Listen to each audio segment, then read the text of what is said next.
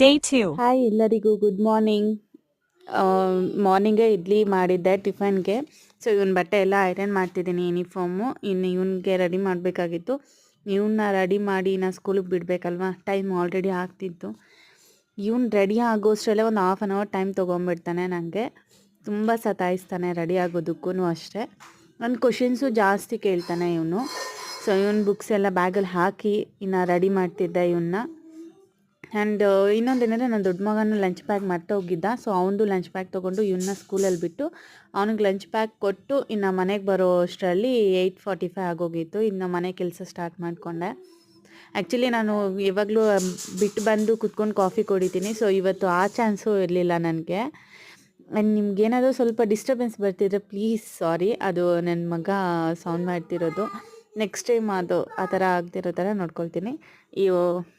ಮತ್ತು ಮನೆಯಲ್ಲಿ ಕಸ ಎಲ್ಲ ಗುಡಿಸ್ದೆ. ನೀವು ಅಂದ್ಕೊಳ್ಬೋದು ಆ ಗೋಡೆ ಮೇಲೆ ಎಲ್ಲ ಏನದು ಬರೆದಿರೋದು ಅಂತ. ನಮ್ಮ ಚಿಕ್ಕ ಮಗಂದು ಕೆಲಸ.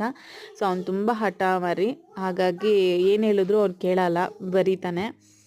ಇನ್ನು ಮನೆಯೆಲ್ಲ ಒರೆಸಿ ನಾನು ಸ್ನಾನ ಮಾಡಿ ರೆಡಿ ಆಗಬೇಕಾಗಿತ್ತು. ಟೈಮ್ ಆಲ್ರೆಡಿ ಆಗ್ತಿತ್ತು. ಟೈಮ್ ಒಂದು ಕಡೆ ಟೆನ್ಷನ್ ಇದ್ದರೆ ಇನ್ನು ಮನೆ ಕೆಲಸ ಸ್ವಲ್ಪ ಇತ್ತಲ್ವಾ, ಫಿನಿಷ್ ಮಾಡ್ಕೊಂಡು ಹೋಗ್ಬಿಡೋಣ ಅನ್ನೋ ಒಂದು ರೀಸನ್ನಿಂದ ಫಾಸ್ಟಾಗಿ ರೆಡಿ ಆಗ್ತಿದ್ದೆ. ಇನ್ನೊಂದು ಏನಂದರೆ ನಿಮಗೆ ಫಾಸ್ಟಾಗಿ ಇಟ್ಟಿದ್ದೀನಿ, ಟೈಮ್ ಅಂತೂ ತುಂಬ ಹಿಡಿಯುತ್ತೆ ಮನೆ ಕೆಲಸ ಎಲ್ಲ ಫಿನಿಷ್ ಮಾಡ್ಕೊಳ್ಳೋಕ್ಕೆ.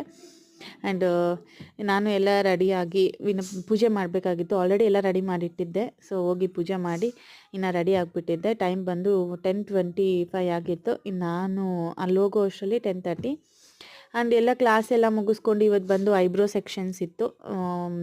ಹೇಗೆ ಥ್ರೆಡ್ಡಿಂಗ್ ಮಾಡೋದು ಹೇಗೆ ಆ ಸೆಕ್ಷನ್ ಇತ್ತು. ಸೊ ಅದೆಲ್ಲ ಕಂಪ್ಲೀಟ್ ಮಾಡಿ 12:30ಗೆ ನನ್ನ ಕ್ಲಾಸು ಕಂಪ್ಲೀಟ್ ಆ್ಯಂಡ್ ಅವ್ನ ಸ್ಕೂಲು ಕಂಪ್ಲೀಟ್ ಆಗಿತ್ತು. ಮನೆಗೆ ಬರೋಷ್ಟು 12:40.